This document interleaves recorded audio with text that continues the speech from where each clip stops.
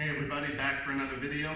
This time we're going to be working on our grappling warm-up. Now for those of you who come on Wednesdays and do our grappling class, you'll know this is the way that we start every class. Now, because you may not have as much space as we have at the dojo when you're practicing this at home, I'm going to try to make as many of these as possible work in one place so that you don't actually have to go anywhere. You don't have to travel. Typically we would do all of these moving across the floor, but I'm going to do the different exercises. We're just not going to go anywhere, or I'll offer you an alternative. So the first one that we always do is shrimping.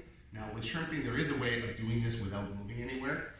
Balance and which part of you is heavy on the ground, which part of you is light, is really, really important for shrimping. So we're going to have one foot just as close into your butt as you can get. The other one is out straight. This leg up here is my pushing leg. In grappling, we always have an X connection with our body. So my left shoulder and my right leg always typically work together. My right shoulder and my left leg always typically work together. Because I'm using my right leg to push, I put all of my weight onto my left shoulder, and I should be able to pick my hip off the ground. When I do, I'm going to be throwing it behind me and folding my hands down towards my toes. Here. Now my hip has actually moved backwards as I've done that, and then I'm just going to replace myself back where I was. I switch feet.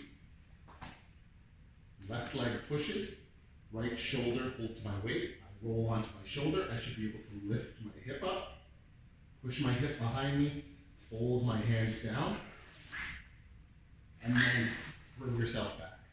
And you can do this a bunch of times on either side. The smoother you can transition from one body part to another, from forwards to backwards, the more it's going to help you in an actual grappling scenario. Next one, we keep thinking about what this is called. I think we've talked about it as being like sit-outs or something. Hopefully lots of people watch this. Leave a comment. Tell me what you think we should call this next thing. So this is going to be from an all-fours position. You're on your hands and your toes. You're going to be having, again, that X idea. The right arm and the left leg correspond. The left arm and the right leg correspond. I'm going to be holding my body weight with my right hand and my left foot this way.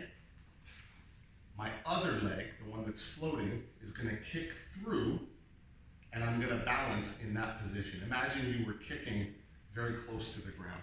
So again, staying more or less in one place. From this position, I'm going to swing my leg through,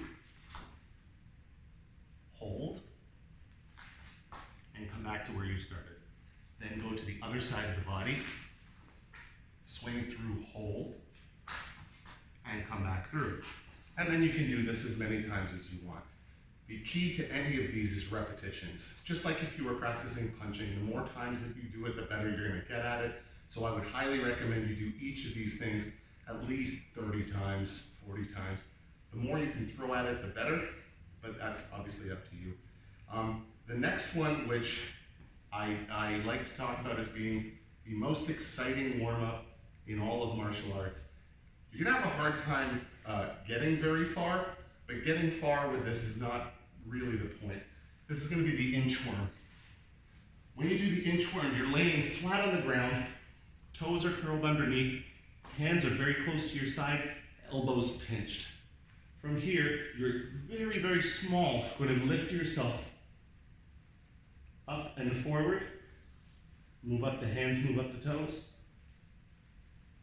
up and forward, and you just keep doing that. It's a hoot. So something like that is going to be very good for you as well. Just a little bit, move 3 feet this way, turn around, move 3 feet that way. Stomach being nice and tight during that is a huge part. It's very, very important. Next one is going to be the Spider-Man walk. This is another one where you can make little adjustments so that you don't actually travel too far.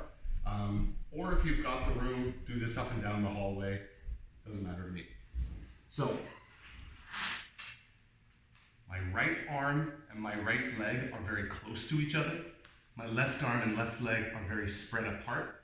If I was traveling forwards and backwards, I would walk forward with my right hand and my left leg, and then be doing the same with the other side. If you want a way harder, you can do the same thing backwards.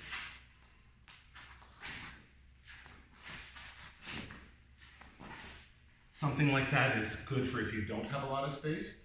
Another version of this is if you have your body like this in this position, instead of being up on your back toe, you can actually let your hip flop down to the ground. Then when you switch sides, you let your hip flop down to the ground. The reason that we're doing that is because that puts a whole bunch of downwards pressure on another person, which in grappling is huge because you're pretty much just wearing them out and letting gravity do all the hard work. That I think will do for now. That's a good little warm up for everybody. Do it a whole bunch, stay in shape, keep practicing. I'll see everybody soon.